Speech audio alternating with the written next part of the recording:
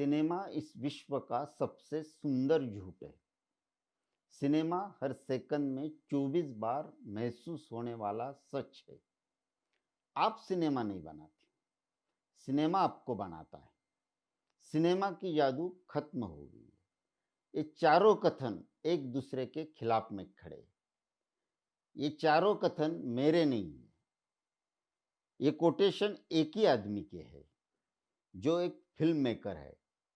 नाम है उसका जान ल्यूक गोदार्द, जो फ्रेंच फिल्म डायरेक्टर है।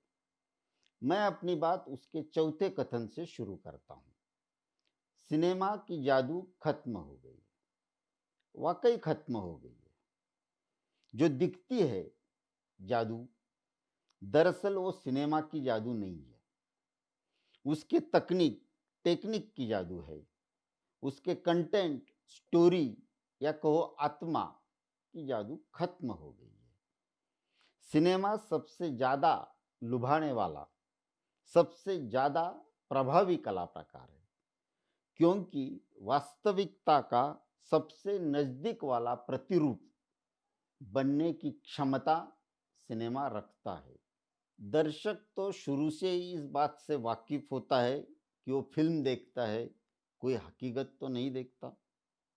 फिर भी दर्शकों को सम्मोहित करने की ताकत सिनेमा रखता है। लिहाजा सिनेमा बनने के बाद सिनेमा दो ही परिणाम पीछे छोड़ता है।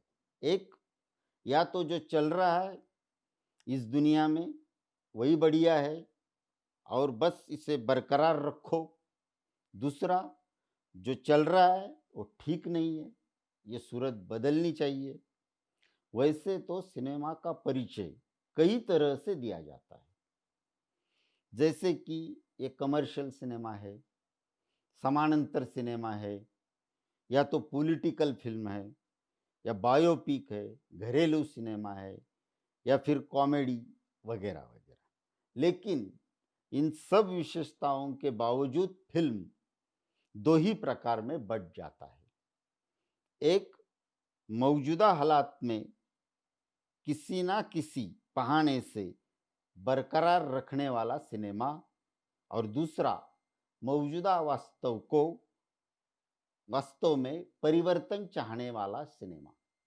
जरूरी नहीं है कि ये बात फिल्म मेकर के दिमाग में सिनेमा बनाते समय होनी चाहिए कि वो स्थितिवादी सिनेमा बना रहा है या परिवर्तनवादी सिनेमा बना रहा है। वो बस अपनी बात रखता है, अपना नजरिया रखता है, अपनी सोच रखता है। उसकी कोई इजाजत लिए बगैर उसने बनाया सिनेमा दो ही हिस्सों में बंट जाता है, स्थितिवादी या परिवर्तनवादी। यह भी हो सकता है कि सिनेमा का कुछ हिस्सा स्थितिवाद का समर्थन करता हो और कुछ हिस्सा परिवर्तन की ओर जाता हो। फिल्म मेकर एक क्रिएटर है, विश्वकर्मा कह सकते हैं आप उसे। उसका ताल्लुक साइंटिस्ट और फिलोसोफर से है। ये तीनों, फिल्म मेकर, साइंटिस्ट और फिलोसोफर, एक ही तबके के लोग हैं। इनका एक ही समाज है। मानव समाज के सभ्यता के प्रारंभ काल से ये तीनों मौजूद है, क्योंकि ये लोग इंसान के आजाद होने के प्रयासों की उपलब्धि है। इस बात को जरा गौर से समझो। यही आजादी के मूल मुद्दे पर आकर मैं अपनी बात खत्म करने वाला हूं। यह बात बिल्कुल स्पष्ट है कि आजादी शब्द का जन्म परवशता में, परतंत्र में ही होता है। तो सृष्टि के उस प्रारंभिक दौर में ऐसी कौन सी व्यवस्था थी जो इंसान को मुक्त जीने पर रोक लगा सकती थी, उससे वो आज़ादी चाहता था? उस समय तो कोई व्यवस्था बनी ही नहीं थी। तो जाहिर है कि मानव मुक्ति में अवरोध पैदा करने वाला खुद कुदरत ही था। प्रकृति या नेचर कहो, जो आड़े आ रही थी। बारिश का पानी रोकने से लेकर खेती की खोज तक फिर यातायात के साधन के जुगाड़ करने तक यह कुदरत से आज़ाद होने की लड़ाई चल रही। इस दौरान चक्र की खोज हुई। चक्र की खोज मानव समाज की सबसे अहम बात मानी जाती है। मानव समाज के इस इतिहास को आप देखेंगे तो कुदरत के कानून को मात देने का इतिहास है। उसके चलते टेक्नोलॉजी की उपलब्धि हुई। टेक्नोलॉजी ने मानव को मुक्त भी किया और गुलाम भी। ये बड़ा पेचीदा मामला है। जिनके हाथों में टेक्नोलॉजी गई, उन्होंने बाकी मानव को गुलाम किया।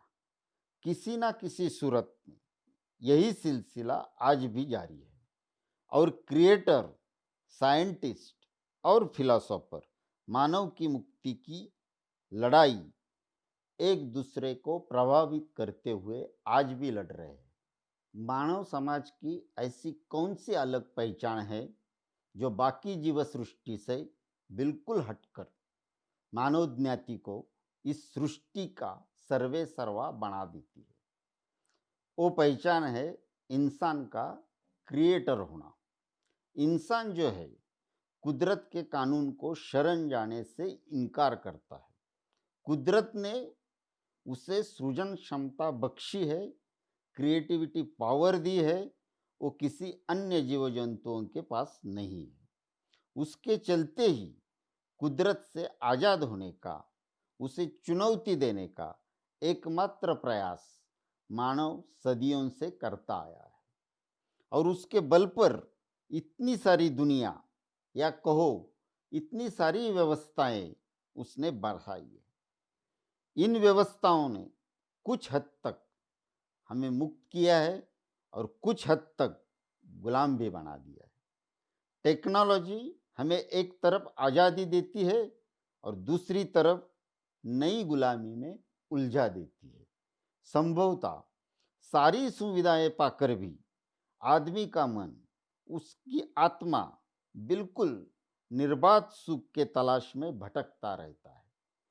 शरीर रूप से तो वो यहाँ वहाँ दिखाई देता है, लेकिन उसका मन उसकी बनाई हुई इस सृष्टि में लगता नहीं।